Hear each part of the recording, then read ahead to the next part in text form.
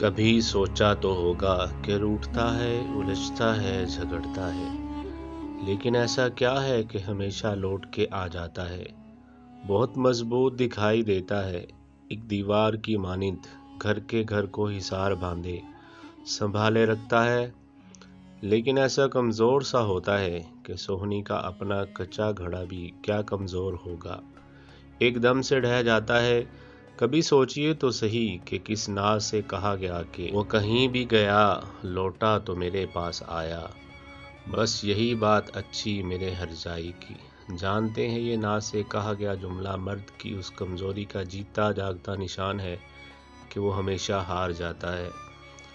میں روز وہاں سے گزرتا ہوں، بہت بار آنکھوں میں پانی اترنے لگتا ہے، لیکن اشارے کی بتی سبز ہو جاتی ہے۔ ایک چوراہے پر رات کو وہ فٹ پاتھ پر بیٹھی تھی، ساتھ میں اس کے 2 بیٹے ہوتے ہیں جو 7-8 برس کے رہے ہوں گے، ایک دم بہت پیارے بچے ہیں، ایسے کہ دیکھتے ہی ان پر پیار آ جائے۔ میں کوئی ایسا پارسا نہیں کہ راہ چلتی عورت کو دیکھ کے اندھا ہو جاؤں، لیکن ایسا بھی نہیں کہ گھر چھوڑنے چلا جاؤں۔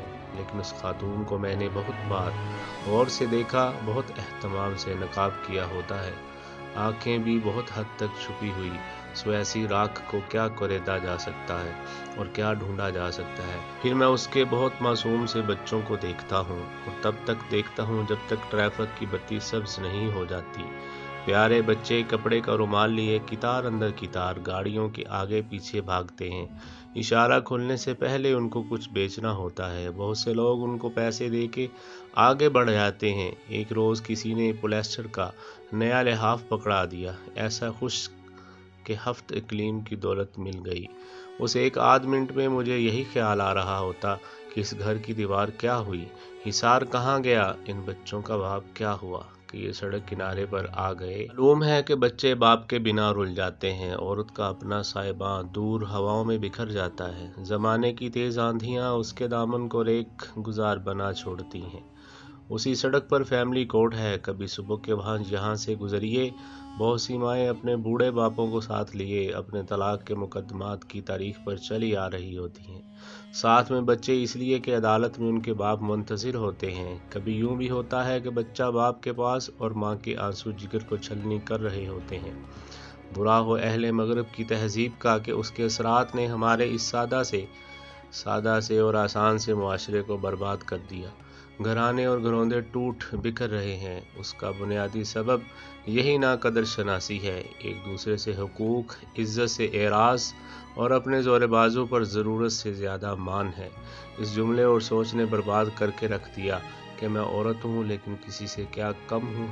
خاوند محض بچوں کا باپ نہیں ہوتا، نہ عورت کا شوہر ایک حصار ہوتا ہے، جب رخصت ہوتا ہے تو سب کچھ بکھر جاتا ہے۔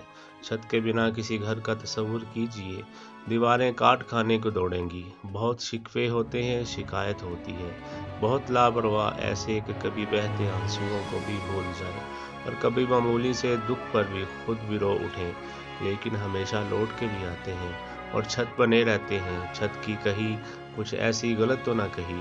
اچھا ذرا تصور کیجئے نا، ایک گھر ہے، اچھا سا دروازہ، مکمل تیار دیواریں، لیکن ان پر چھت نہیں ہے نا، ایک دم ویرانی کا تصور۔ بھلے کوئی اس چھت کی جانچ نہ کر پائے، لیکن مصائب کی بارش ہو یا وقت کی تیز دھوپ ان کو روکتی ضرور ہے۔ بہت اچھا نہیں ہوتا بے حس، لاپرواہ، دکھ کو نہ جاننے والا، کبھی کبھی کٹھور دل، لیکن پلٹتا ہے تو ہمیشہ سائبان بن جاتا ہے۔ بہت کم حوصلہ ہوتا ہے، لیکن ایسا حوصلے والا کہ کبھی آپ کی حد سے بڑھی ہوئی تلخ نوائی کو یوں ہنس کے سہ جاتا ہے کہ بعد میں خود بھی حیران سا رہتا ہے۔ اچھا ظرف کا ممکن ہے کہ کم ہو، لیکن ایسا مضبوط ظرف ہوتا ہے کہ آپ توڑ کے خود بھی ٹوٹ جائیں۔ اور جانتے ہیں، قیمتی اور مضبوط برتن جب ٹوٹتے ہیں تو جڑتے ہی نہیں، سو ان کو گنوایا نہ کیجئے، ان کی قدر کیا کیجئے۔